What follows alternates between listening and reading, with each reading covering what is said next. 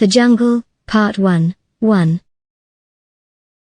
Open your hidden eye and come, return to the root of your own self. Rumi. A final disclaimer, a necessary one, before we get on with the story already. The task here is to tell the story of what happened in the jungle. There is no reason to do this, no point to the story. The understanding itself cannot be talked about, can only be pointed to, and that is all that can be done now, is what everything that happens through this mind-body thing is. Talking about the experiential events in the dream that led up to and surrounded the pop of perception, the realization, the waking out of the dream, is meaningless, it is just more dream story. There are those who have asked for this story to be told, perhaps to be able to evaluate for themselves. Fair enough, here are the circumstances surrounding that event. Ultimately it is only the understanding itself which is of value, not the story of the mind-body thing. But the story is asked for, so here it is.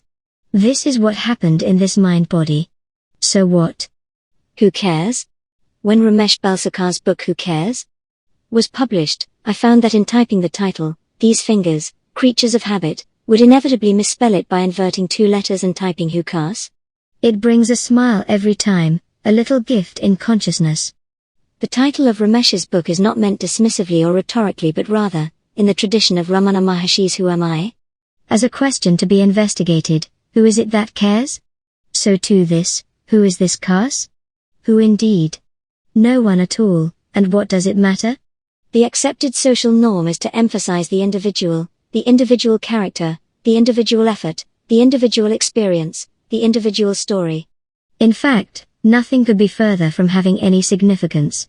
So please do not make the mistake of reading this to find out something about this so-called life, some pattern or path or some chain of causation. The perfect unfolding, the infinite expression in consciousness is indeed perfect, is indeed infinite. There is no path, except in hindsight, and then there are infinite paths. If you read this story and add it to your collection of stories of pathways to enlightenment, and study the similarities and chart the differences, the story will be of no help and may actually be a massive hindrance. Like any practice, any work, any trying, or rethinking, any book, the only possible help it can be is if you spend your whole life doing it and finally realize it is of no value, doesn't get you anywhere. Forget it. The Tao that can be spoken is not the Tao. The story that can be told is just more noise. Be still. Who is the I that is, in stillness? That is what you want. Not this. Read this for entertainment in the dream, if you must, but don't be sidetracked. Like any practice, any work, any trying, any thinking, any book, the only possible help it can be is if you spend your whole life doing it and finally realize it is of no value, doesn't get you anywhere. Forget it.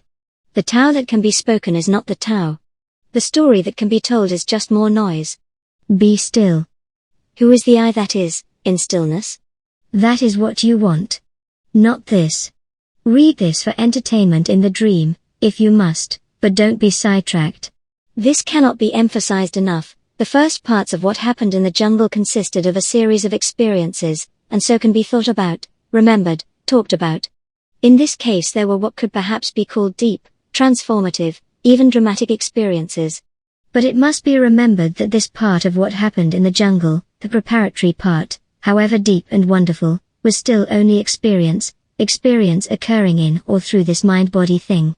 As such it is essentially without any particular significance. Dream events in the dream life of a dream character have no lasting significance. Spiritual teachers sometimes remark that you can consider yourself fortunate if you have not had dramatic spiritual or mystical experiences. Perhaps I have not been as lucky. There have been experiences, some of which are related here. Such is the script for this dream character. But with them, the clear seeing that experience is neither understanding nor wisdom, but only the circumstances under which these may or may not occur. An experience of awakening is not awakening.